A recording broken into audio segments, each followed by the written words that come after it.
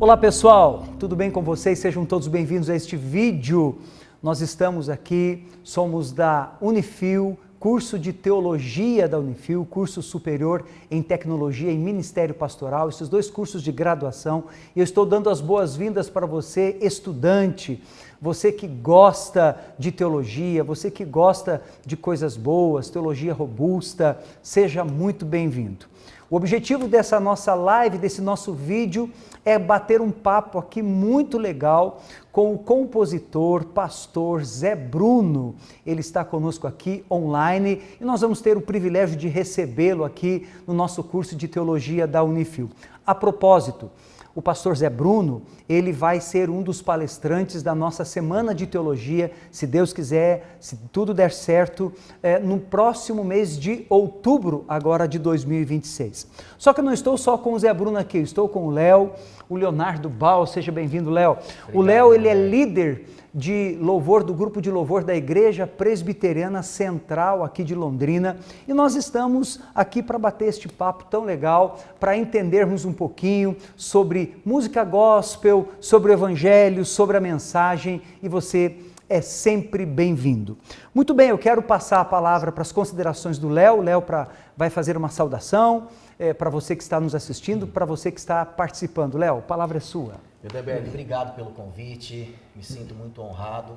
Posso dizer que, de certa forma, estou realizando até um sonho aqui, poder bater esse papo com o Zé Bruno, um cara que eu admiro, sempre admirei como cantor, compositor, como servo de Deus, e também tenho acompanhado muitas das mensagens do Zé Bruno. Ele tem sido uma voz profética, um coração pastoral a falar para essa geração.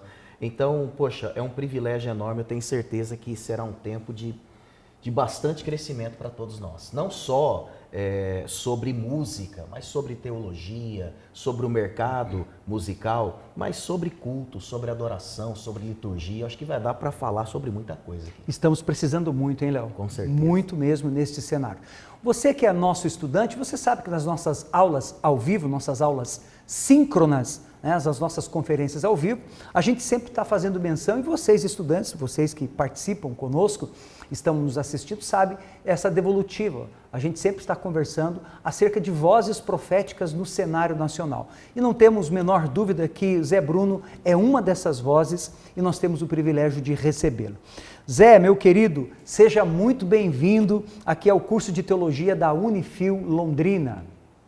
Obrigado, eu que agradeço, Mildenberg, um prazer tê-lo conhecido, obrigado pelo convite, ao Léo também. Obrigado. Espero que o nosso bate-papo possa ser bastante edificante aí para o pessoal, os alunos estão nos assistindo. Que legal, muito bem. Ô Zé, a gente já bateu um papo anteriormente, assim, mas obviamente não com tantos detalhes, e a gente pretende estender esse nosso bate-papo neste vídeo. A gente falou um pouquinho sobre as reflexões sobre o mercado gospel e a música cristã. E eu quero de imediato passar a bola para você, para que você faça suas considerações sobre este mercado gospel, sobre a música cristã hoje, considerando que você tem um know-how muito grande, e o Senhor tem te abençoado e te usado ao longo de todos esses anos na Igreja Evangélica Brasileira. Olha, o que nós podemos falar para dar uma abertura no nosso papo sobre isso, né? O mercado é uma realidade não apenas para o meio cristão ou para a música cristã. O mundo é um grande mercado, né? Nossas cidades, centros culturais, econômicos, o mundo gira num grande mercado, né? De graça a gente só tem amizade, amor, companheirismo, irmandade.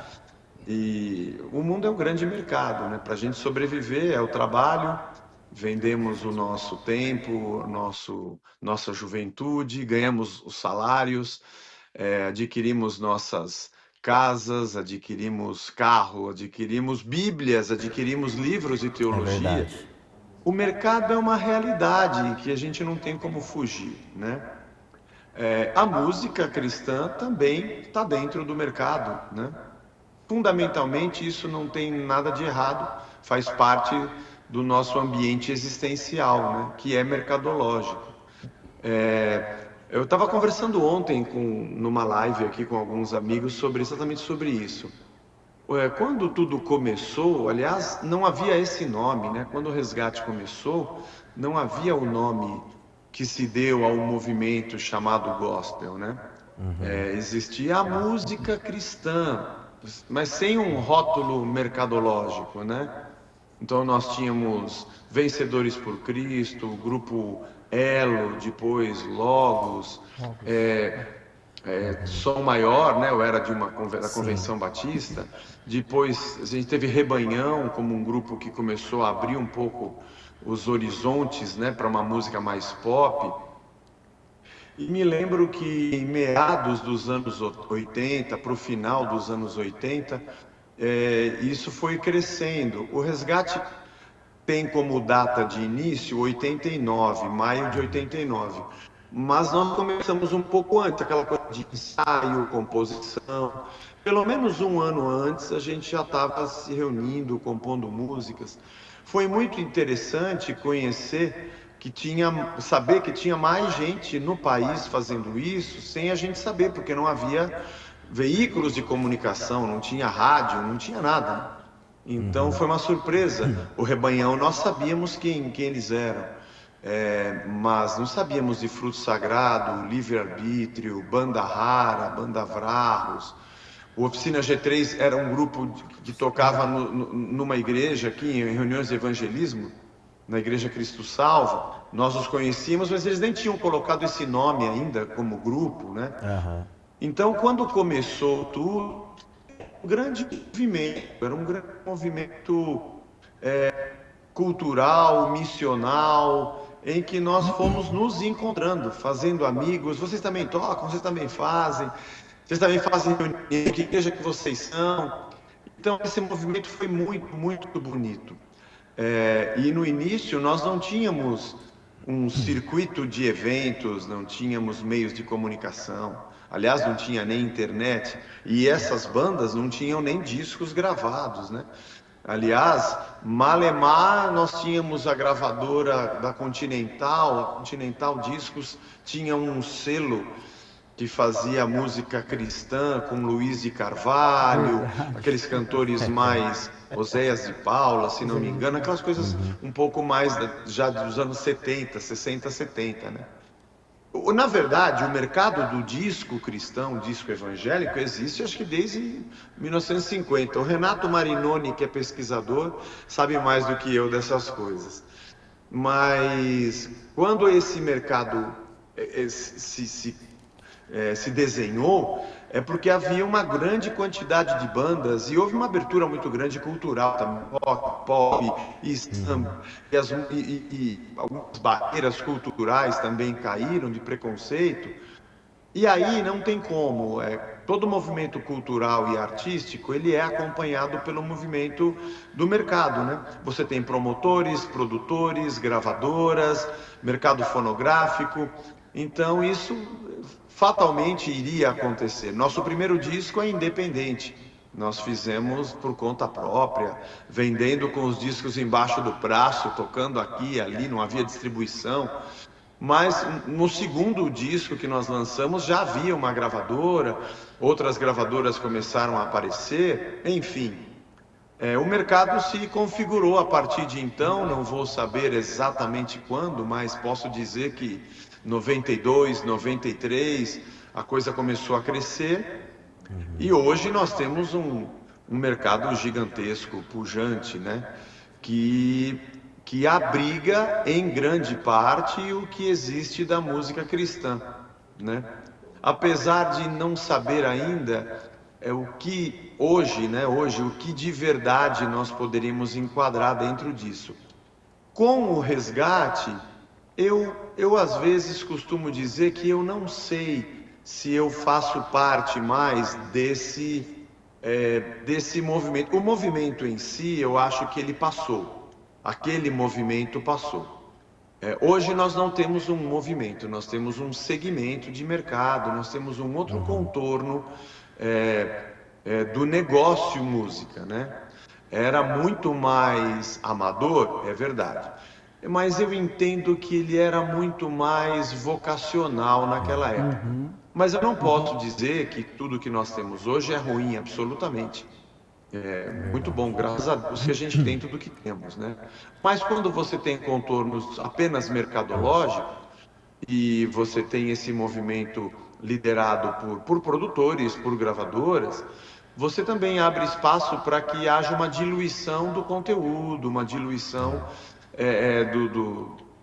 da motivação vocacional, né? Porque afinal de contas nós já estamos falando já de um meio, de um mercado fonográfico, de profissões, né? Então isso em certo aspecto também desilude um pouco. Há também o fato de que como um movimento mercadológico ele é quase que hegemonicamente neopentecostal, né? Então, quando se fala o movimento, o mercado, o gospel,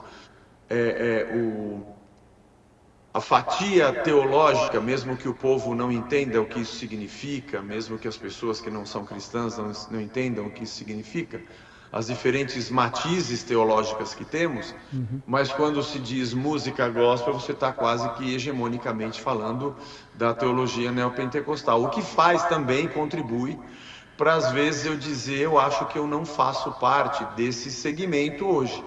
Acho que não. Eu sou cristão e faço música.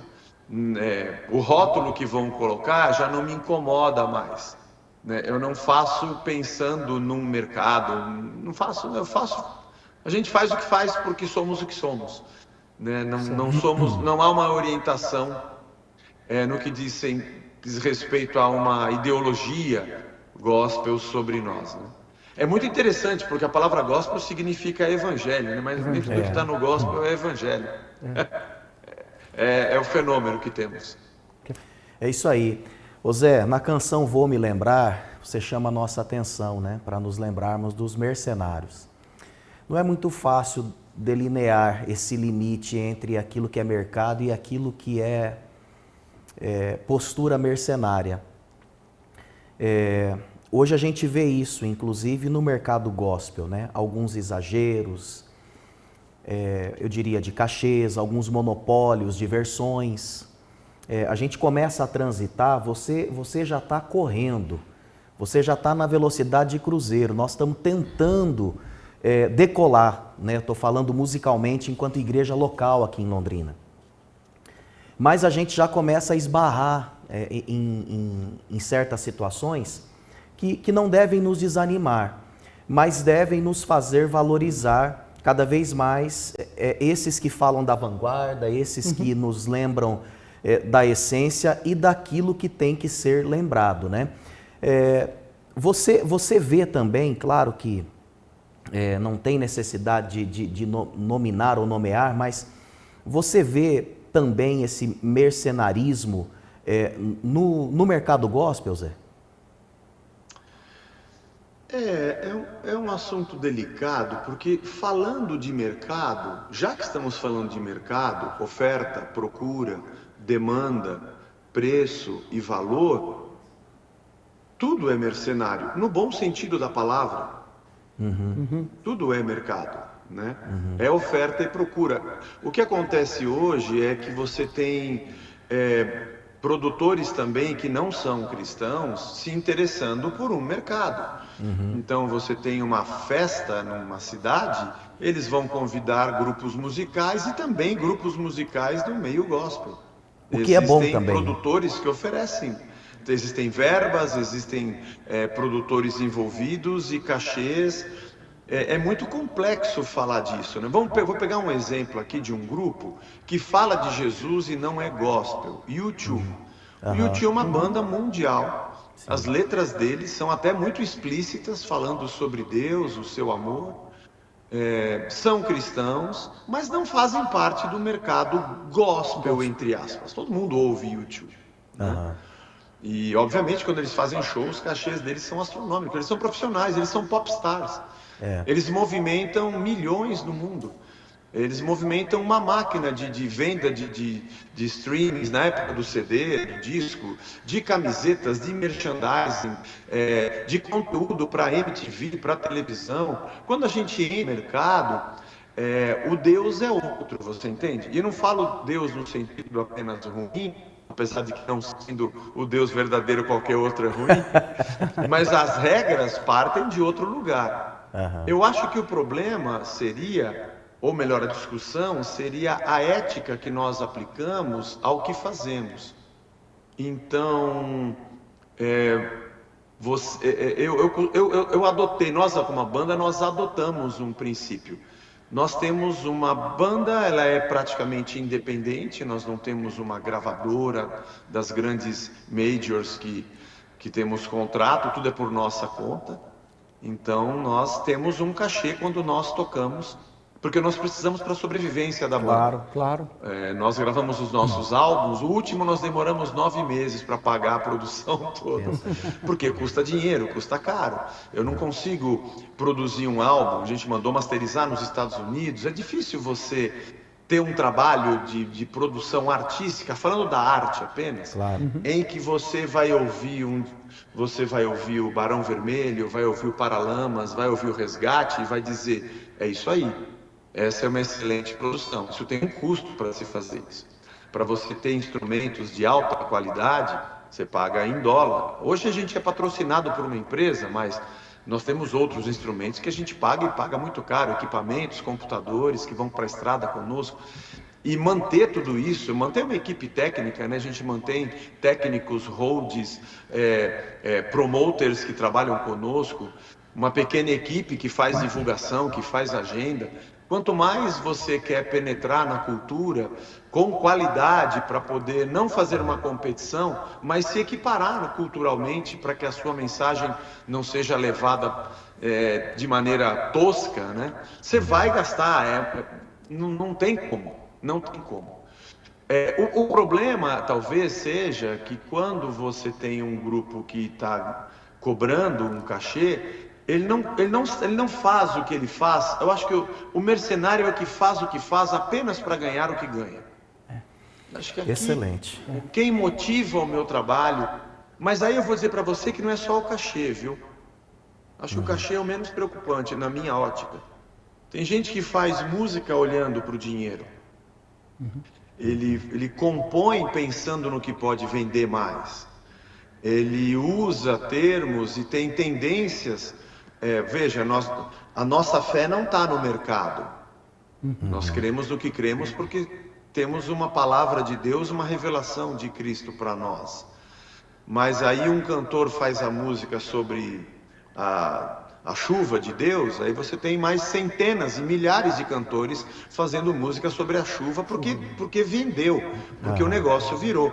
Aí um outro faz a do apaixonado, nada contra a música da chuva, nem do apaixonado, nem do restaurado, de nada. Mas você percebe que o movimento já não é mais um movimento da inspiração, ou nem vou usar essa palavra, mas talvez da motivação real missional. Então eu acho que, e tem uma outra coisa que talvez por sermos um país com tanta pobreza e uma teologia ainda tão mal formada, o amor ao dinheiro é a raiz de todos os males, mas o texto não diz que a riqueza é a raiz de todos os males, que o dinheiro em si. É quando ele é elevado ao status de Deus, né? É quando ele é o mamonas, né? Que é o termo grego, né? É o mamon. Esse é o problema, né?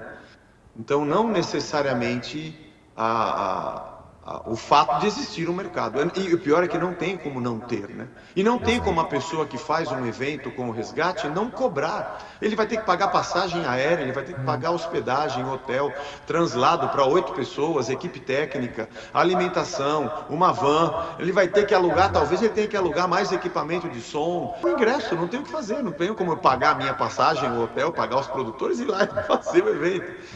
E a pessoa não entende isso, né? Então existem dois extremos. Isso que você falou, Léo, é verdade. Existe sim um movimento de enriquecimento, e eu não posso dizer que é ilícito, porque a pessoa está vendendo um produto. E tem uma coisa importante também: ninguém precisa de um cantor gospel, nem de ninguém, para servir a Deus. é uma arte, né? Você consome como um produto, né? Mas existe uma ética disso. E nós também optamos por uma outra coisa. Além de fazermos isso com a banda, muito raramente eu aceito convites para dar palestras.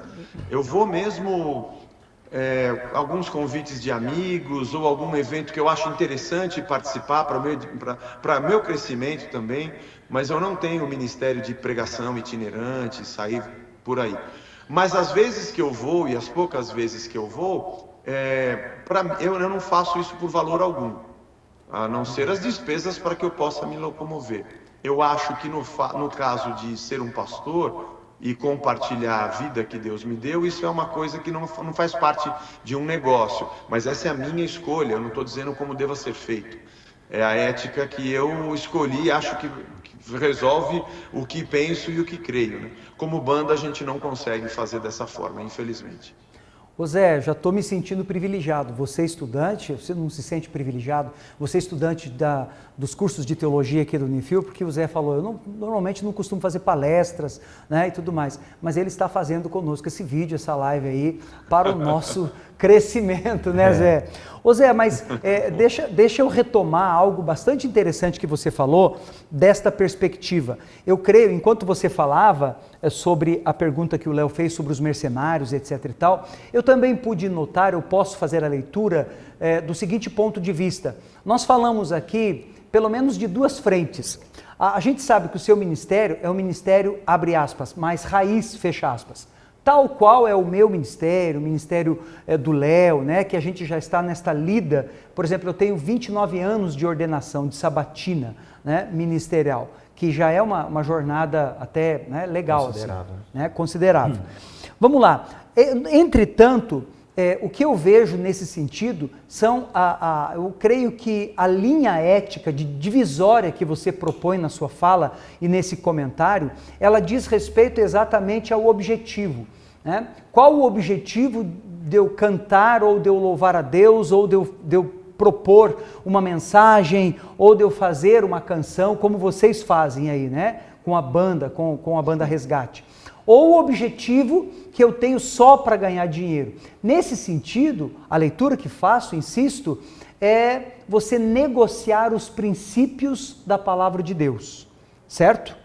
Estes princípios, a palavra de Deus não pode ser negociada, né? A palavra de Deus trabalha com os princípios. E tantas vezes, em detrimento aos valores subjetivos, valores pessoais, né? Aí a ética é colocada de lado. Nesse caso, nesse sentido que eu proponho, que eu coloco para você, qual a sua consideração, a sua leitura dentro deste cenário, daquilo que você tem visto, daquilo que você tem ouvido? Então, nós não comercializamos o imponderável. Uhum. Não há como vender o que é intangível. Eu não aplico a palavra louvor a esse caso, no nosso caso. Quando alguém pergunta assim, mas a banda cobra para louvar? Eu falo, não, eu louvo aqui na minha casa, a minha vida é um louvor. O que eu faço não é louvor. Louvor é a minha vida como um todo. E você e a pessoa que convida a banda, ela também não precisa do resgate para louvar. Louvor é a expressão de toda a adoração e gratidão que ela tem a Deus, em todas as formas. A vida dela é um louvor. Então, você quer saber o que eu acho que é comércio? Comércio é alguém dizer, como antigamente, né? Olha, compra esse CD porque esse CD é ungido. Não, o CD não é ungido. Unção e poder não se comercializa, não se consegue imprensar num plástico. Olha, ouça essa música porque essa música tem um poder. A música não tem poder, quem tem poder é Deus. Então eu vejo que existe essa coisa de... E hoje muitas pessoas acham que não estão fazendo comércio, mas quando você diz, se você entregar tal dinheiro, Deus vai te abençoar, isso é um comércio. E na música citada pelo Léo, é sobre isso que eu estou tratando, né? Gente que vende o que nos foi dado de graça. A graça não tem preço, a salvação, a paz de Deus, o seu amor, isso não tem preço. Então eu vejo que muitos líderes não compreendem a vida do mercado artístico, que tem custos enormes, mas não percebem que comercializam o intangível, comercializam o imponderável. Há um livro muito interessante acho que é do Sabatiero, acho que é O Comércio do Sagrado. É uma tese de doutorado, se não me engano. Sim, sim. O comércio do sagrado. Então, a pregação, o ensino, é a mesma coisa que falar sobre a universidade. Poxa, para aprender a Bíblia vocês vão cobrar? Não, a Bíblia você pode ler e aprender sozinho. Mas a estrutura de uma universidade, com todo o seu aparato, com professores, que muitos deles estudam no Brasil para trazer conteúdo. Então, creio que isso é necessário um amadurecimento para isso, né?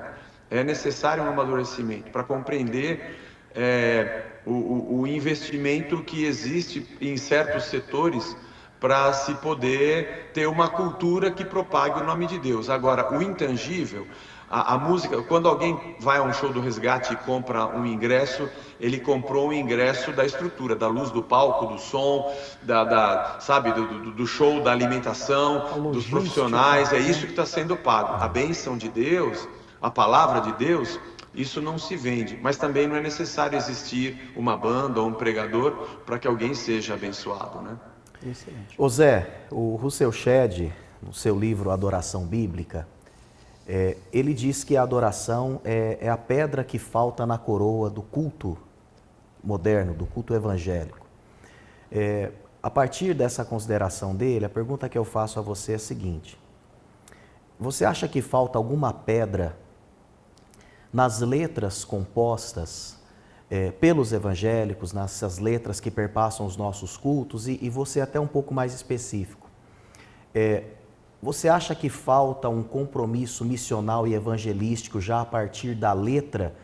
E talvez você vai responder: eu acho que falta, mas isso não tem que acontecer dentro da igreja. Deus tem que levantar ministérios, por exemplo, como o Resgate, que traz uma intensa adoração, mas as letras, o que eu acho impressionante do Zé é o seguinte, né, e de todos que são parceiros de composição dele, é que eles compõem algo essencialmente bíblico, numa linguagem que não é religiosa, que Exato. Comunica para quem está fora, né? Então, você acha que isso falta, esse comprometimento mais evangelístico por parte da maioria desses ministérios que estão hoje pipocando aí dentro da igreja evangélica?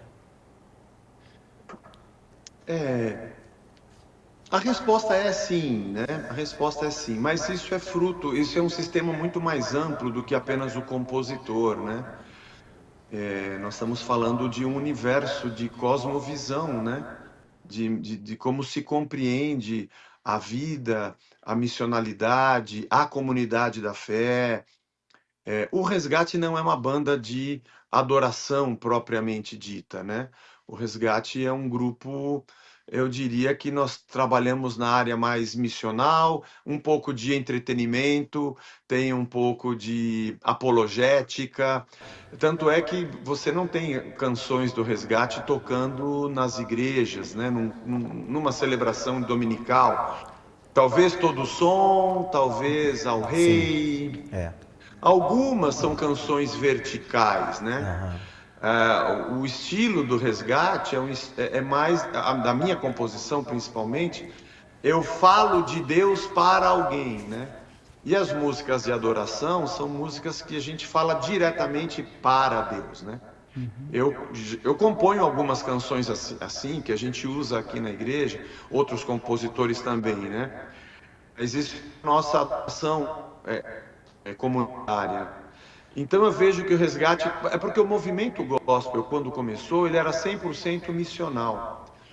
Fruto Sagrado, Livre-Arbítrio, Resgate, Oficina G3, mesmo o Cats Barneia, eram músicas missionais. A gente falava de Deus para alguém, né? Valéria, Mestre, Rock da Vovó, essas músicas, sabe?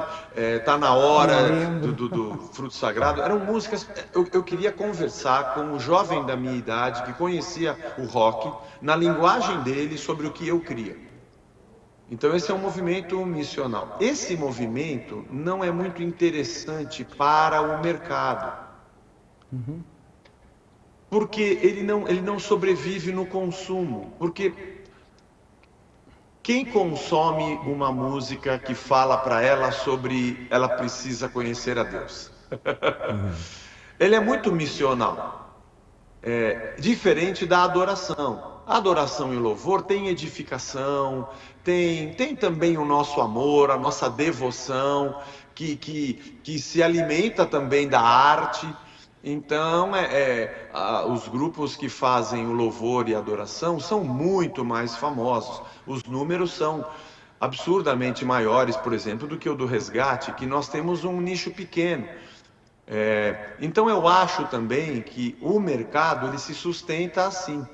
Porque hoje nós temos o streaming, mas se eu faço uma música para a pessoa que não é cristã conhecer a Deus, quem vai ouvir essa música? O que é cristão já conhece a Deus. Agora, uma música que é para adoração, ela tem um consumo interno. Existe um mercado interno. Quem compra a Bíblia não é o não cristão, é o cristão que compra a Bíblia. Então, eu estou falando de mercado não no mau sentido, tá? No bom sentido da palavra. Então, o consumo desse produto é um consumo interno.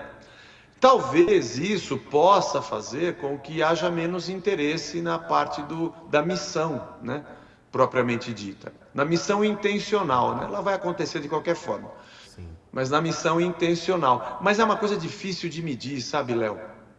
É muito difícil. A gente analisa, olha, né? E também eu não sei quem seria a entidade ou a pessoa que daria o crivo ou o balanço do que deve ser feito, né? Eu vejo o que você vê, às vezes também faço minhas considerações, falo, poxa, podia ser menos assim e mais assim, mas tudo o que temos é fruto da fé que se professa. Esse universo de cosmovisão, ele é o que temos, né? E é a igreja hegemônica que está no Brasil hoje, né? Não há muito o que fazer. Acho que o que a gente tem a fazer é produzir. Dar espaço para bons artistas, bons compositores, bons cantores, termos uma produção cultural dentro da igreja que abarque essas oportunidades para gente que escreve, gente que atua, gente que faz peça de teatro, com um conteúdo teológico bom, com a missionalidade bem equilibrada. E apesar de tudo que já existe, nós fazermos a nossa parte, né? Eu acho que é impossível lutar contra a maré. Nós temos isso no mercado cristão, mas eu vou dizer para você que isso acontece no mercado da música. Eu tenho muitos amigos, produtores, que trabalham no mercado da música. O Resgate já trabalhou com produtores muito bons aqui no Brasil, e eles falam a mesma coisa. Só que no caso é a música pobre, é a rima pobre, é a canção que só é feita no verão para vender, e o artista que é mais rebuscado, que faz uma música popular brasileira mais bem feita, tem menos espaço. Não é diferente no mundo o que acontece conosco. Você sempre vai ter, quando tem um mercado, você sempre vai ter gente que vai descobrir caminhos fáceis, mais diluídos, mais aguados, menos profundos. No cinema isso acontece. O filme Água com Açúcar vai passar na televisão toda tarde. Os mais caros vão para os streamings, mas custam mais caro, a produção é mais cara. Então, acho que isso é o mundo que a gente vive. Não tem muito o que fazer. A gente se contenta e faz a nossa parte, né? Não tem como fugir disso, né? Não há como. Zé, deixa eu te fazer uma pergunta agora. A gente gostaria de te ouvir nesse sentido. Do ponto de vista teológico, da perspectiva teológica, tá? As canções, as quais você versou verbalmente, o Léo fez as colocações aqui, as considerações dele. Essa fé, a partir destas canções, em sua opinião, claro que a gente está falando aqui de algo lato, né, muito grande, você acha que ela vem impactar como na teologia brasileira? Bom, eu acredito que, assim como acontece com a história do pensamento humano, aquilo que acontecia na academia, com os pensadores, com filósofos, com gente que na academia buscava respostas para a existência e para a vida, e produziam um conteúdo nas ciências sociais e na filosofia, Isso está na nossa arte, está no nosso cinema, está nas músicas.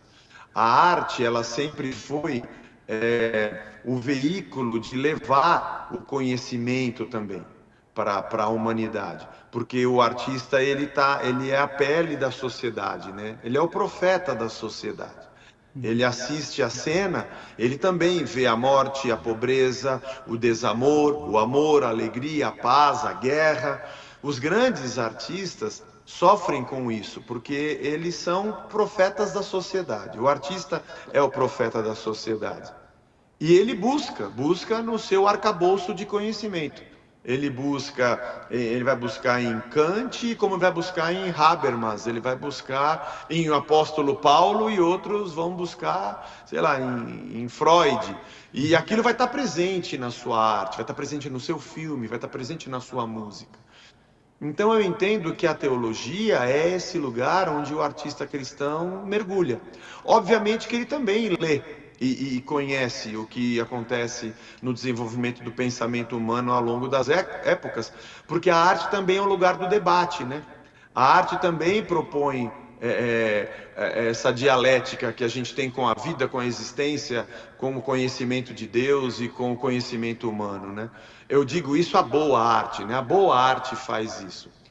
Então, o que nós devemos olhar é o quanto que, de verdade, os nossos artistas na igreja, nós temos ilustradores nas igrejas, gente que faz conteúdo digital, gente que estão fazendo arte, nós temos pintores, nós temos artistas plásticos que fazem cenografia nas nossas igrejas, nos nossos estúdios de produção de conteúdo, de podcast, nós temos artistas plásticos. Nós temos escritores, nós temos compositores musicais, autores de peças, de filmes.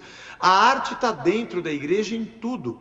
Nós temos designers que trabalham a cor, o logotipo que a gente tem na nossa comunidade. Está lá, o departamento infantil tem um logotipo, o coral tem um logotipo, a camiseta da igreja, o logotipo da igreja. A arte está em todo lugar.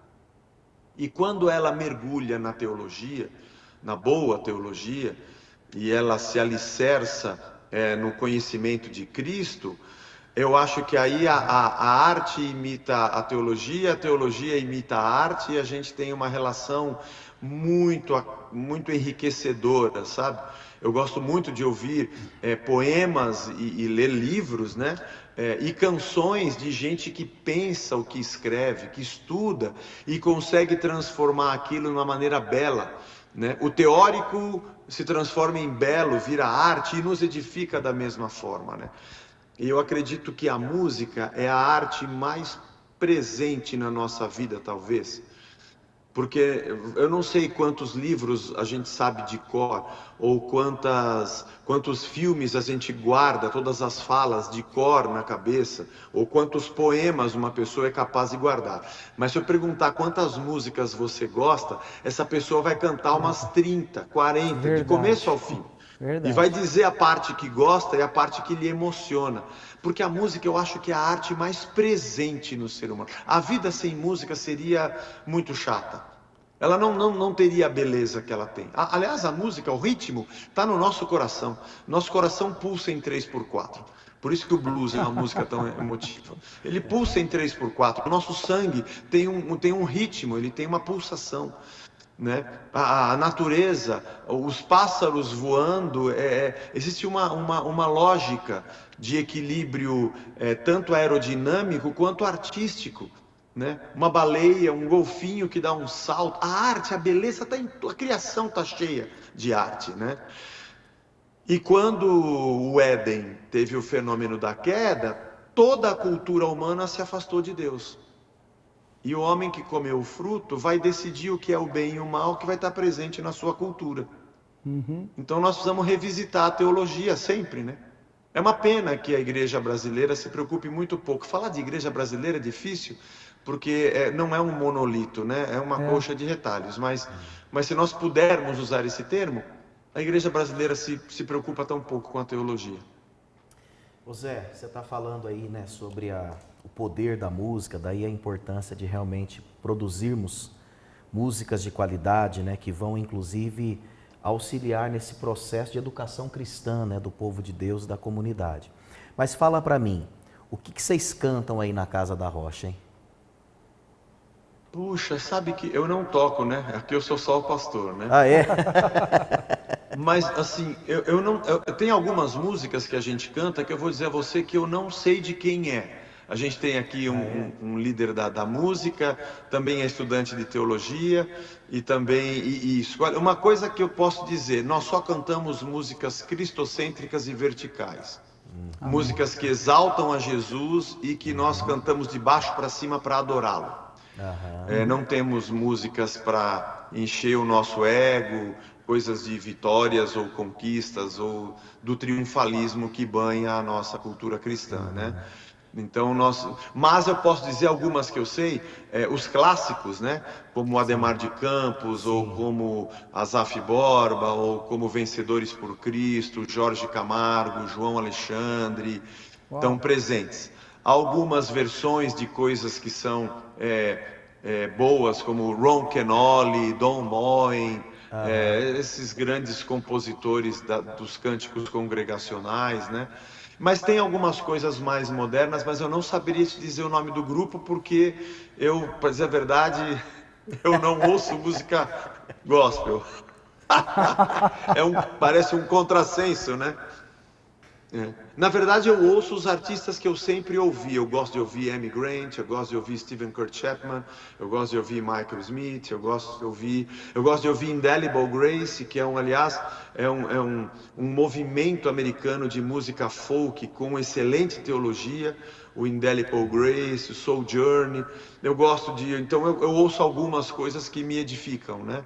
Mas o que eu sei é que quando a gente canta alguma coisa lá é cristocêntrica e é vertical. Essa é a nossa regra. Que coisa boa, hein? Não tem nada de romantismo, né, o Zé? Não tem essa parte de romantismo. Na verdade, tem que ser cristocêntrico e vertical. Excelente. Ô Zé, mas sabe que isso que você falou tem uma coisa interessante? A arte tem lugar aqui na nossa igreja. Então, quando nós temos encontro de casais, tem a música romântica. Olha aí. Não tem problema. Aliás, eu já fiz uma vez um encontro de casais em que eu cantei as músicas que eu gosto, né, românticas, dos Beatles. Montamos um grupo e a gente fez uma apresentação. Quando a gente faz o nosso arraial, e come pé de moleque, e faz a nossa festa regional aqui.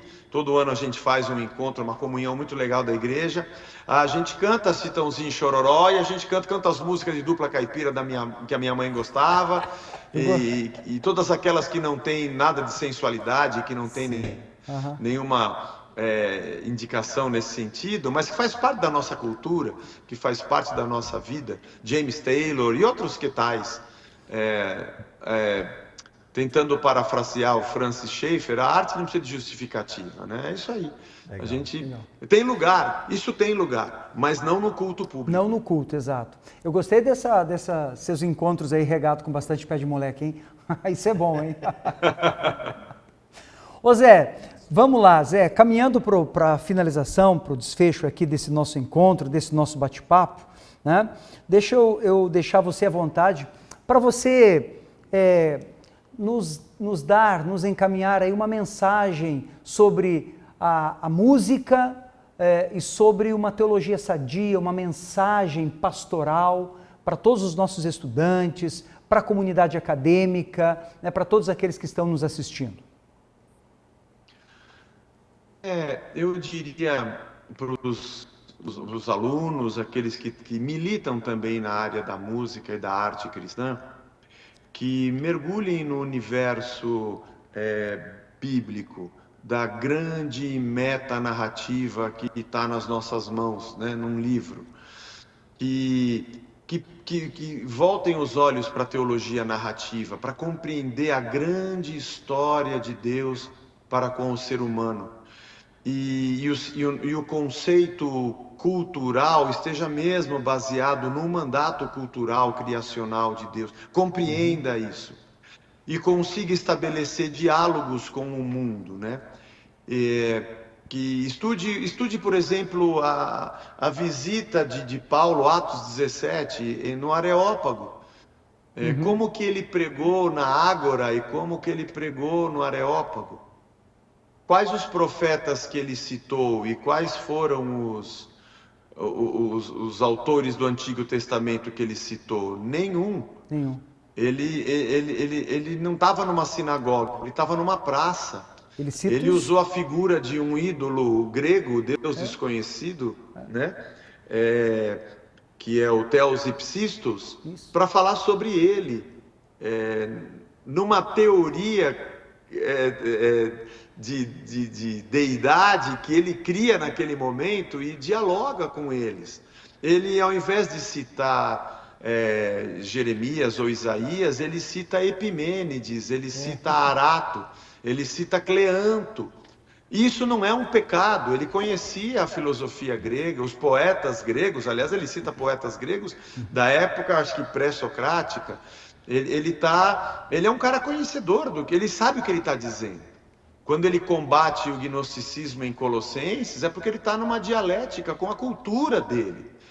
Então eu acho que o artista cristão, ele é aquele que está mergulhado no universo da teologia bíblica, da metanarrativa, da grande história de Deus para nós. Ele sabe lidar bem com todos os grandes temas que a teologia nos ensina, ao mesmo tempo que ele transita nessa terra e ele conhece a dor, as dúvidas, os medos, as amarguras, as carências e a alegria do ser humano.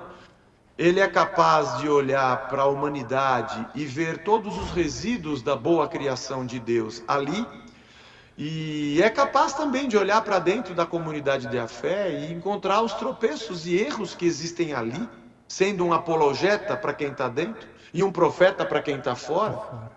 E tem uma arte que é rebuscada, que tem estudo, que tem fundamento, que conhece as tendências, se ele é um músico clássico, se ele é um músico popular, se ele é um músico do chorinho ou do heavy metal, mas ele busca a linguagem artística, ele sabe fazer filme, ele sabe desenhar, ele sabe escrever poema, ele estudou a arte, ele estudou a teologia, ele estudou o ser humano, e tudo isso ele coloca a serviço do reino de Deus, porque ele se enxerga como um homem e uma mulher de Deus a serviço do reino no mundo que ele vive hoje.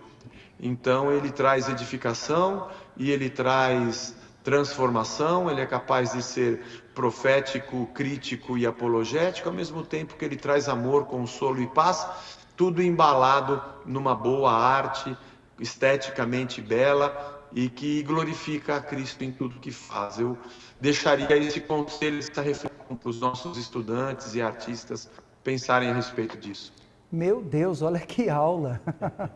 As considerações do Zé Bruno aqui para você, estudante de teologia, aqui da Unifil, ou quem sabe, né, outras instituições, uma aula verdadeira que o Zé Bruno deixa para todos nós. De fato, a teologia é apaixonante e eu quero passar aqui para o Léo. Léo, suas considerações sobre esse nosso bate-papo. Claro que a gente poderia ficar aqui muito mais tempo, mas não podemos, né? Não temos tempo hábil para isso. Suas considerações, Léo? Primeiro, agradecer, né? Você pelo convite, a Unifil. Agradecer também o Zé Bruno, né? O privilégio de poder partilhar dessa mesa, desse bate-papo. E estou saindo muito edificado, feliz com as convicções corroboradas, né? E, poxa, realmente é de entusiasmar, né, ouvir o Zé Bruno dizer isso, que o artista cristão, ele tem que mergulhar na palavra, ele tem que se permitir, né, impregnar pela palavra, mas sem estar alienado, né? Isso inclui, inclusive, fazer música fora da igreja. Nós não vamos entrar nisso hoje, tá, Zé Bruno? Mas quem sabe numa outra live possamos conversar sobre isso, porque muitos músicos, infelizmente, são execrados, né? Porque fazem música, fazem bem feito e muitas vezes não encontram espaço dentro da igreja, precisam trabalhar fora. E eu acho que o que o Zé Bruno falou tem um pouco disso, né? É se permitir ser essa imagem de Cristo lá fora. Aqueles que estão mergulhados em Deus jamais estarão alienados da sociedade. Certo. Perfeito, perfeito, Léo. Muito obrigado, Léo, por você participar. Claro que a sua presença aqui é um privilégio para nós também, com certeza. Privilégio a todos. Ô Zé, passa o endereço para nós aí da igreja, os horários do culto, se assim você desejar. Nós estamos aqui em São Paulo, próximos do Museu do Ipiranga, Rua da Independência, bairro Vila Monumento, Rua da Independência. Temos aqui aos domingos 9, 11 e 18h30. Perfeito. Domingo? Quais são os dias? Deu uma travadinha? Aos domingos. Durante a semana nós temos de terça-feira às 20 horas uma reunião de oração, estudo bíblico. E aí tem os departamentos que eu vou errar se eu for falar os dias direitinho. Mas homens, mulheres, jovens, adolescentes, os ensaios. Durante a semana acontece algumas outras atividades, tem cursos. Mas aí a pessoa entrando também no perfil da Casa da Rocha, no Instagram, sempre tem a nossa agenda ali postada. Perfeito. Olha, Zé, a próxima vez que eu for a São Paulo, eu vou fazer de tudo para colocar na minha agenda aí uma visita. Quero ser abençoado na igreja, a Casa da Rocha. Que bom, vai ser muito bem-vindo. Eu quero agradecer você, Zé, muito obrigado mais uma vez por você aceitar esse nosso convite. A gente vai continuar conversando com certeza aí para a nossa semana de teologia que vai acontecer em outubro. Meu irmão, muito obrigado. As suas palavras com certeza abrem a nossa mente para tantas considerações, para tanto aprendizado. A gente percebe a sua experiência, o seu temor a Deus, o seu compromisso, com a vocação e com o ministério. Muito obrigado, Zé, por você aceitar o nosso convite. Eu que agradeço pela oportunidade. Eu gosto muito de conversar sobre essas coisas. E a academia é um lugar muito apaixonante, Eu sou apaixonado pelos seminários, de ver jovens estudando, lendo boa teologia. Então, sempre que a gente tem oportunidade, é uma satisfação enorme. E de te conhecer o Léo, muito obrigado. Alegria para nós, Eu quero encerrar esse nosso vídeo, quero encerrar aqui esse momento com você. Espero que você tenha desfrutado, espero que você compartilhe, E espero também que tenha ficado aí um gostinho de quero mais para novos encontros, para novos debates, não apenas sobre a música gospel, sobre esse cenário no Brasil a partir da igreja evangélica, mas também sobre teologia cristocêntrica, teologia robusta. Esse é o nosso objetivo. Deus os abençoe, muito obrigado e até a próxima.